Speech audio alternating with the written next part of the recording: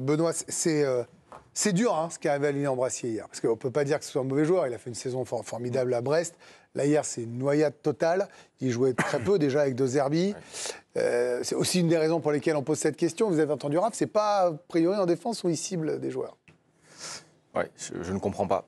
Effectivement, pour parler de Brassier, on voit il est complètement à l'envers. On va pas non plus encore plus. C'est incroyable, là, encore plus l'enfoncer, parce que oui, il y a 3 erreurs sur le but. C'est-à-dire qu'il se fait presser, ensuite une mauvaise interception, et ensuite je ne comprends pas pourquoi il ne fait pas un tacle glissé pour pouvoir sauver le ballon. Voilà, je pense que ça a été dit, redit, on ne va pas plus l'enfoncer.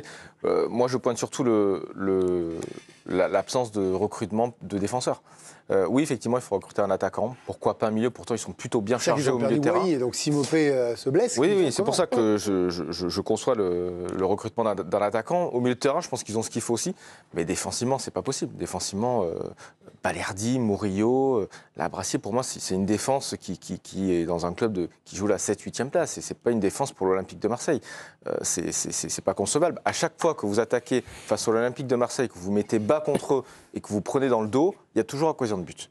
Que ce soit sur le premier but, ou que ce soit sur le second but où Murillo se tourne mal, et ensuite Shaw a plus qu'à croiser son tir face à Rouli. Et puis attention, en début de saison, le bon début de saison est aussi masqué par l'énorme saison de début de saison de Rouli.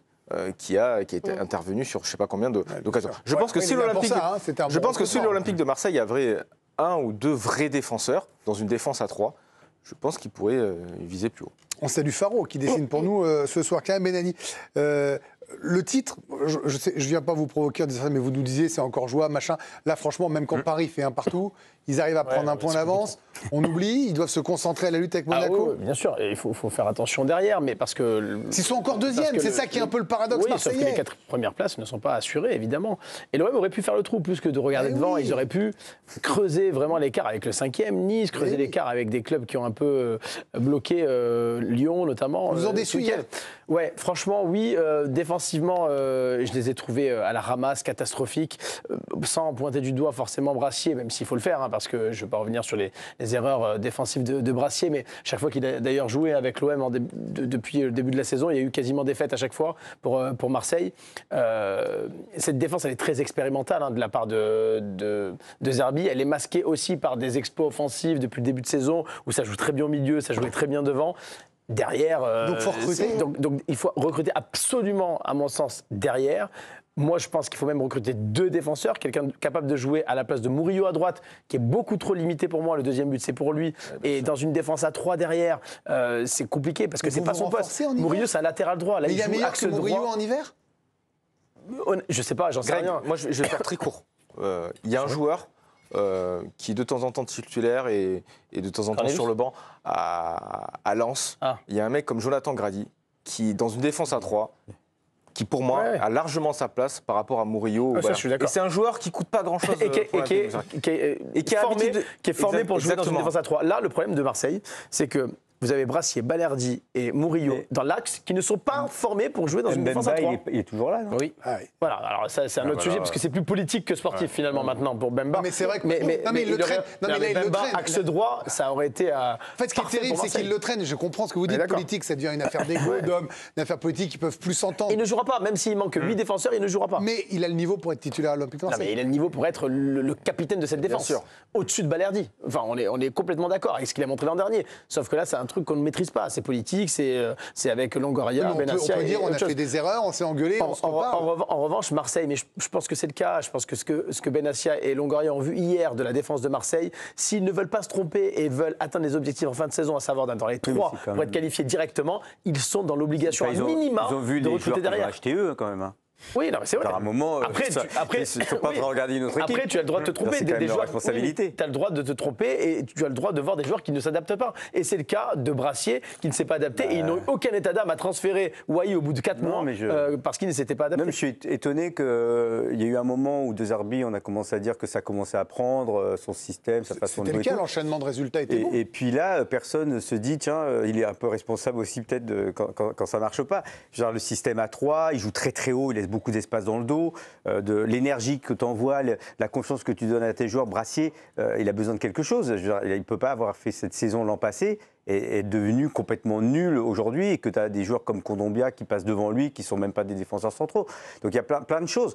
De vouloir jouer très très haut, donc de ne pas se donner la possibilité d'avoir de l'espace dans le dos de l'adversaire, par exemple, c'est quelque chose, voilà, c'est très... Alors c'est un projet de jeu, mais c'est un peu très arrangé. Ils ont un calendrier qui est quand même très allégé. Hein. Il y a plus de en plus, ouais. Donc est-ce que recruter c'est important, ou est-ce que vous allez avoir trop de joueurs? Mais non, mais l'entraîneur, vous risquez d'entraîner trop de joueurs pour peu qu'ils jouent. Mais l'entraîneur, il a choisi cette année. Il est arrivé à temps. Justement, il a raison. Il a choisi et il est incapable de faire jouer les joueurs qu'il a choisis. Donc à un moment donné, moi, c'est trop facile. Je veux dire, on change d'équipe. En fait, l'entraîneur ne sert plus à rien. On fait juste, on prend un coach mental, et puis de toute façon, je crois beaucoup à ça. Ludo, par rapport à tout ça, parce que en fait, il faut recruter, et puis Vikash qui dit, bah non, vous avez choisi ces joueurs-là, vous maintenant de les amener à leur top. Non, ok, je peux comprendre, parce qu'en fait, le rôle d'un entraîneur, c'est aussi de sublimer son groupe. Tu peux pas te demander tout le temps à tes dirigeants de t'acheter, de revendre, de t'acheter, de revendre. Bon, c'est l'économie du foot qui est comme ça. Donc l'OM a fait des paris, l'OM se trompe. Bon, l'OM arrive à rattraper le coup, parce que vendre Wai aussi cher que tu l'as acheté, c'est finalement presque miraculeux. Cher même. Parce qu'il a fait 6 mois cata. Donc quand tu regardes le match d'hier, il y a effectivement le problème défensif sur lequel il faudra que se penche l'Olympique de Marseille, même si Kondogbia pourrait faire l'affaire, mais au vu de ses blessures récurrentes, il faudra quand même peut-être quelqu'un. Pour moi, c'est là le 9 aussi, parce que hier... C'est derrière et le 9. Bah oui, parce que là, hier, on le voit, la seule action que tu peux avoir en contre-attaque où Mopé est dans la profondeur, il peut jouer à 1 contre 1 contre un défenseur qui est certes un top défenseur, mais qui a 42 ans.